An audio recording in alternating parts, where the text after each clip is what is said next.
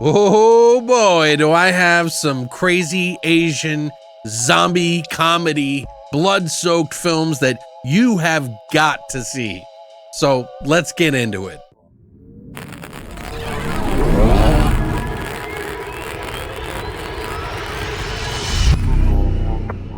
What's up, guys, and welcome back to Beyond the Void.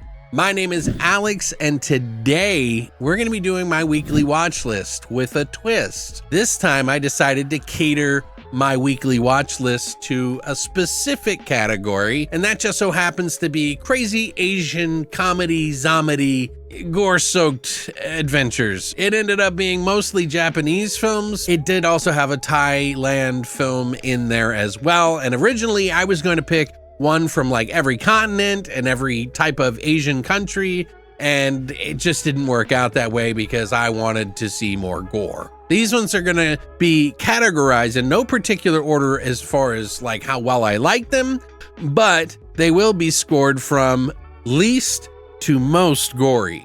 Pay attention if you're a fan of this kind of stuff, because these comedies are bizarre and just all over the place. And if this is your first time here, well, you're in luck, because I love to find stuff that no one talks about, and our community combined, we're like a powerhouse for that shit. And of course, as always, I'll put the links to everything down below for you to wish list it and save it to your wish list, or buy it when you want to pick it up from Amazon. So all the links will be down there for you. Get your pens, because this one's going to be a doozy. First up, we have Junk, which is such an odd name, really, it truly is. I've owned this movie 3 different times. I had it on VHS. In fact, I still may have it on VHS that I ordered from those old VHS catalogs that used to get you movies that you couldn't get anywhere. They had it on DVD before. I had a copy, sold it, then I had to buy it again, and here it is. This one's from Unearthed. They're one of their earlier freaking movies, by the way. I think they were selling all of their guinea pig series at the same time this came out, so pretty crazy. We'll have to do the guinea pig series if you guys want to do that sometime in the future. Let me know, because, you know, we'll go through some of that. I've been wanting to do some disturbing films, but my buddies have been doing them so much, I didn't want to traipse over their content, so. But Junk is a movie that is about a bunch of like ragtag group of jewel thieves, and they rob a jewelry store, and when they rob it, they're going to go to an abandoned facility, which happens to be a military base, an old one. And when they show up, they meet up with the Yakuza gang to sell off the jewels over 1 million yen. Of course, this isn't the only thing that's happening in this building. This military facility, has been doing testing, a private clandestine operation with just a few people, dead people, to bring them back to life and make a serum. You guessed it, the military shows up with the Yakuza and the gang of thieves and everybody. Zombies are everywhere, and it is just a ridiculous movie that gets weirder as the movie goes on. This one's a little bit more serious than your regular comedy, but it does have its elements of comedy in there. In fact, tonally, this one's a little all over the place, and it does take a little bit of time to really kind of get to the goods. But when you do, you get to see some zombies that I think look pretty damn good. And where it heads and how weird it gets is kind of my favorite thing about Japan. The makeup in here, though, is fantastic, and the director, Atsushi Moroga, was actually a guy who went on to do a lot of like action films, but not too much more genre, which surprises me because I really do like this film. It's not my favorite film in the world, but there's something unique about it that I really like, and it's mostly, I think, because he really tries to grab onto the sort of Italian and American zombie craze that was going on back in the 80s or the late 70s. And he tries to go for that Fulci and Romero look of zombies, which look really cool and actually work very well. Atsushi adds a little bit extra in there to turn this into more than just a zombie film. And I won't spoil that for you, but let's just say it gets a little bit gory and it gets a little bit weird pretty quickly. A lot of the characters are kind of interesting, but they're not the biggest characters. It's low on the gore, but it does have it in there. Definitely not a not gory film, just lower than the other ones I'm about to talk about. But I really like this one. There's something about it that I I don't know, just keep coming back to. I keep watching over and over again, and I think it's worth a watch for you. Honestly, I would say this is about a 5.5 or a 6 out of 10. It isn't the most amazing zombie film you will ever see, but there are some very unique things in it. I think it'll satiate most of your desires, which, let's face it, you guys are a bunch of fucking gorehounds. Like me. Now, this one you can pick up on DVD on Amazon, so I'll put the link down there for you to wish list it or whatever. It's going to be hard to find online, guys. I think there is a YouTube copy, but it has 0 English subtitles. If you want to pick up a piece that, you know, maybe people will forget about in the future and save it to your collection, I think it's pretty decent. Kind of so bad it's good, but fun movie. Up next, we got a movie from Thailand called Sars Wars, Bangkok Zombie Crisis. And yeah, this one I've actually known for many years. This is from 2004. It's very similar to a lot of different Asian comedies, but this one's wild, okay? So the story is that the SARS virus, which was a virus that happened many years ago, they try to take the SARS thing and turn it into a zombie film. So there's a super SARS virus, and it brings all of the victims of its dead back to life. And by the way, the zombies look like they're from Evil Dead, so they're like evil faces with spiky teeth, almost like vampires in a way, but they're zombies. You know, they're hard to kill, and they do a lot of weird, bizarre things. They morph and mutate with other objects and things. So now it's transmitted by some sort of bug in the beginning of the movie, which stings a guy who goes to a condominium where a bunch of low-level thugs have kidnapped a rich guy's daughter to basically get money for her. He hires a guy that has been like this action star or something to go get her, but he's too old, so he hires his Padawan to go in and find her, while the military is trying to quarantine where they found this SARS virus and keep everything in this one building. So all of these people, kind of like Junk, where the military and, you know, the thugs and everybody kind of meet up in this place. They basically get in there, the virus gets blown out of control, and then they got to fight their way out. There is a ton of weird ass humor. I mean, like, seriously, terribly inappropriate, like, sex jokes. There's some really fun gore in this movie, and a really insanely goofy cast that is probably better characters than Junk, but definitely just bizarre. Like, there is just so many weird sexually charged things in this movie that you're gonna be like, okay, what? It's just the way that things were. This is just how the comedy was for a lot of Asian films at the time, and it's definitely shining in this one. Obviously, it hasn't aged perfectly for today's audience, but if you can hang with it, I think it's harmless. They have a lot of practical effects in this too, but also a little bit of CGI, and boy is the CGI not so good. You know, it's kind of in that vein of like stupid comedy. They even have a baby zombie fight, a gigantic cat snake, and just a ton of other just unbelievable things that you will see in this movie. There's like people all of a sudden will be dressed up like somebody and they just rip off their mask and suddenly they're a guy.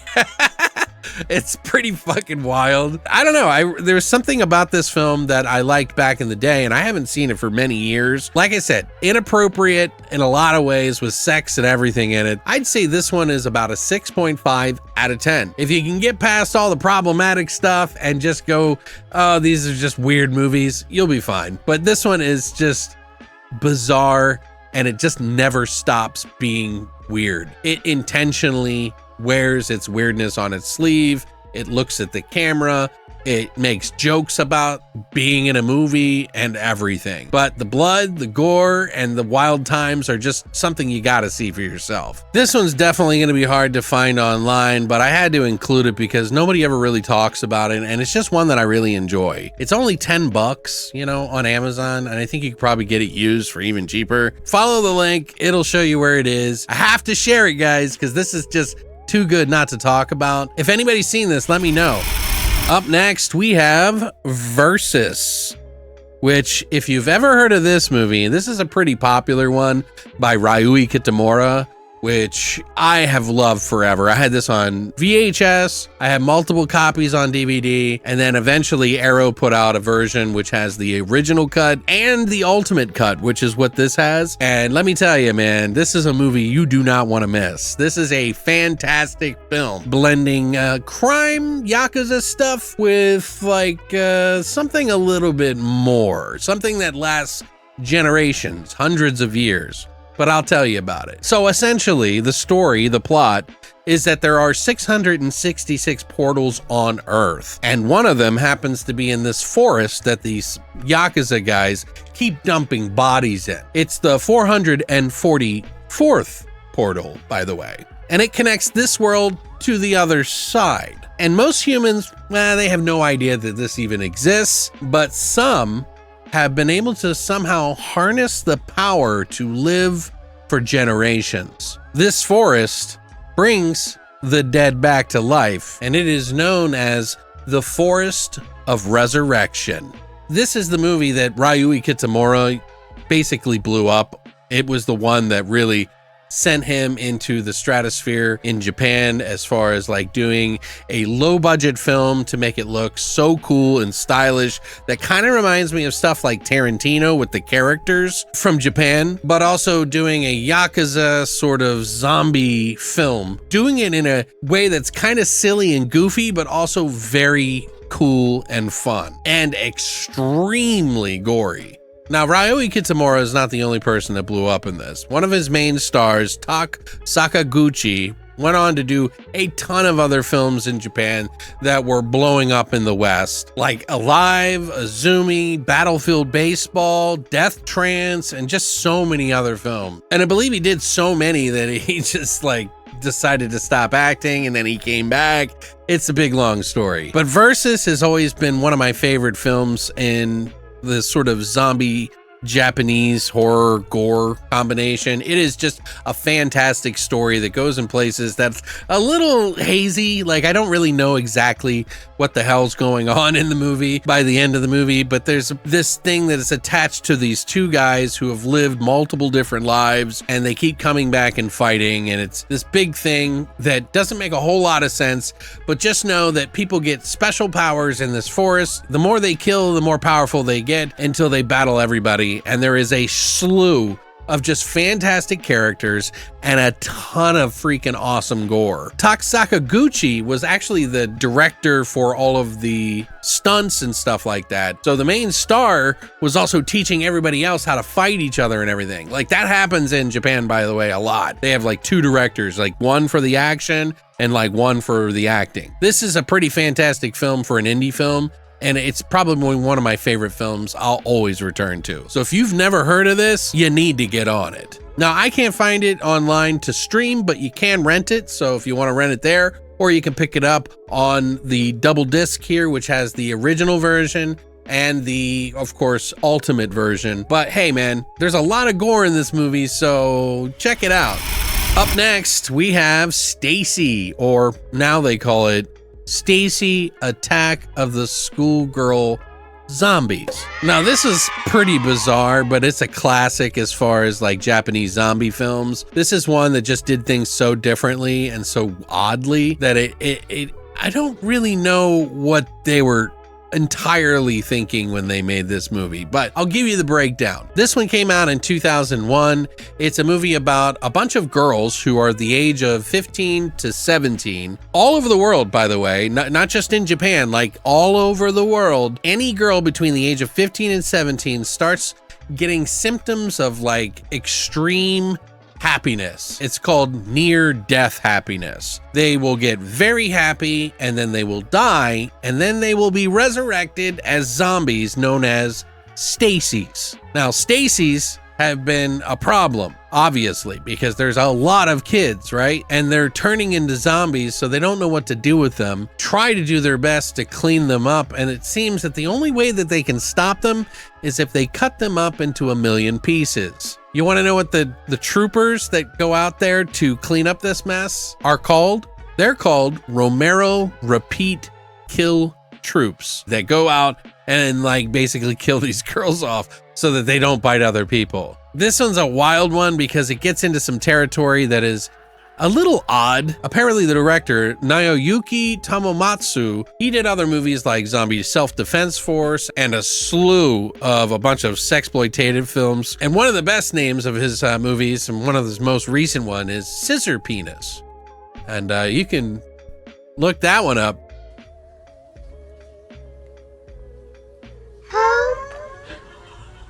Anyway, this director, apparently there was a book about this story. I don't know 100%, but I read about it, and it was, there's this thing out in Japan where they call it a MOE, M-O-E. It's just MOE. It is when somebody gets like this infatuation with like things that they can't have. Kind of like, you know, when those people like fall in love with anime characters that they can't actually have. That's MOE. And so there's all different types of MOE and just anything that you aren't supposed to have, like 15 to 17-year-old girls who are zombies. So there's a story here, and it's kind of saying this is like how obsessed the mind gets with these types of people. It's not glorifying it necessarily, but it does kind of ride that line pretty close. And my God, this has some of the most impressive graphic gore that you will ever see. It's goofy, it's silly, it's messy, it's disturbing, and it's just fun. There are some moments in the film that are just like, that will blow your mind. They have a lot of nods in this movie towards a lot of different films like Reanimator, Evil Dead 1 and 2. Hell, they have chainsaws in the movie named Bruce Campbell 2, which they use to chop up girls in the movie. So if you want to chop up your own family members, well, there you go. Yeah, there's a lot of nods in the movie though. Even Day of the Dead, they have like some scenes in it that they do or recreate. So it's kind of interesting. There is some tonality issues with the movie because there's a story about love that doesn't really make a whole lot of sense. And by the end of the movie, you're just going to be like, huh? But I think there's enough gore to kind of satiate everybody and kind of get you through. It's going to look like it's shot on video. So it looks like a homemade video, but the acting seems very much in line with like a film, and I never really have a problem with it that much. There are some bizarre characters in it, but I think really the showcase here is the gore, and this is much more gory. It's kind of a toss-up between Versus in this, so I wasn't sure where to place it, but this one's pretty gory. But I'd still give this movie a 6.5, and you know, it's well worth the watch for gore and all this other crazy stuff. It's just not going to be on your repeat every year watch. So this one actually does have a copy on YouTube if you want to check it out first, but I'd highly recommend adding it to your collection. It's just bizarre. And then last but not least, we have Helldriver. And this is the only one, by the way, that I hadn't fully watched. I think I attempted to watch this at some point in time, but I'll explain why I didn't finish it. And it's not that it's a bad movie or anything like that. But Helldriver is from 2010. It's another Japanese film that is about this girl who's kind of living in a life where her mom and her uncle are sort of openly cheating on her father, who is in a wheelchair and has no use of his legs. This is a pretty mean-spirited movie to begin with, but it just is to try to like amplify how much crap this girl has gone through. Her name is Kika. One day, she comes home to them chopping meat off of her father's legs. What? And they go outside, and all of a sudden there's like something that's happening in the area where a meteorite falls and hits her mom in the chest, gaping her chest open. Her mom fights her, rips her own heart out of her chest and puts it in hers, and they both get encapsulated in some weird yellow stuff. And I probably lost you on why this is happening. I don't know. But because it happens, a bunch of ash appears, and then everybody starts turning into zombies with cordyceps. If you know what I mean by cordyceps, it's that, you know, zombie virus that affects the brain and takes over the host. It was in The Last of Us, and they used it in the TV series as well, but it's a fungus, and these zombies look gnarly, by the way. But anyway, zombies happen. This is a world in the future where they're trying to decide whether they have rights, these zombies, by the way, yes, or not. And so there's two politicians who are fighting over whether or not they should be left to live and have rights just like human beings, or be killed off so they don't kill everybody, which both sides are pretty ridiculous if you ask me when you get down to the finer points. Her mom is like the zombie queen, and they find out later on in the future after they save her life that the zombie queen exists and has caused all these zombies to exist in the first place. Bring this girl back to life, and then she goes on an adventure to fight the zombie queen, her mom. But this is what I call an everything in the kitchen sink movie, because they throw everything in the kitchen sink in this movie at you. There are people who are zombies. There are people that are morphed into zombie parts that attack people. She chops people gleefully into hundreds of parts. There is so much going on in this movie that it's going to be hard to follow along, but it is extremely creative, and they give you so much to look at. But you will be so desensitized by this movie by the end of the movie. You may kind of lose interest. I don't know what to think of this one. This is like way too much going on in the film that it makes it so spastic and out of control that it's really kind of hard to pay attention to. But a lot of people like it. If you're a fan of like movies like Meatball Machine, Tokyo Gore Police, this is definitely within that vein, because this director, Yoshishiro Nishimura, is the guy who actually did all the makeup for those movies. And they're all spastic, just like all of those movies. So he's a writer, director, makeup effects guy, and he's done, you know, the director of Tokyo Gore Police, Mutant Girls Squad, Meatball Machine Kadaku, and many others. And it stars Ihishina, who was in Audition. This movie is just bananas. I don't even know what to tell you. Like, if you've never seen this movie before, you just have to expect the craziest shit you will ever see. There are zombies, and then there are cars made out of zombies. Then there's people that are made out of zombies. Giant monsters that are made out of zombies. Planes made out of zombies. Fucking nuts. Now, I still enjoyed it, but I gotta say, it is a long movie. It's like 2 hours long, and it feels like a very long movie, but overall this is one of the goriest films. This is like going for the gold as far as like all of the movies I've talked about. This has so much blood and gore and just ridiculous depravity that it's just insane. This is what you should expect for when you watch this movie. If you like those kind of things, this one might be for you. Now, you can watch this movie on Hi-Ya, which is a subscription-based service that does a lot of Asian films, and you can do it through your Prime. So if you want to do a 7-day trial, you can do it there. You can just pick up a copy for like 25 bucks on Amazon, or at least put it on your wish list and check when it goes down in price. That's what I do. But yeah, check it out. That's it, guys. That's everything for this week's list. I wanted to do something a little bit different. I hope that translated well for you guys. I enjoyed doing it, but it was a little bit difficult of picking out the titles that I wanted to watch. So not everything's in here, and I could eventually do another list if you really wanted me to. I won't do it back to back. It'll be in the future. Anyway, guys, thanks for coming by. Let me know which ones you are most interested in watching. Are you going to pick one of these up? Are you going to blind buy it? Are you going to watch it? Like, let me know what you think in the comment section down below. Thank you guys so much for sharing and supporting this channel. You guys are the best. Thank you. I will see you next time. We got some more stuff on the way. Thanks for coming by. And as always, long live the void.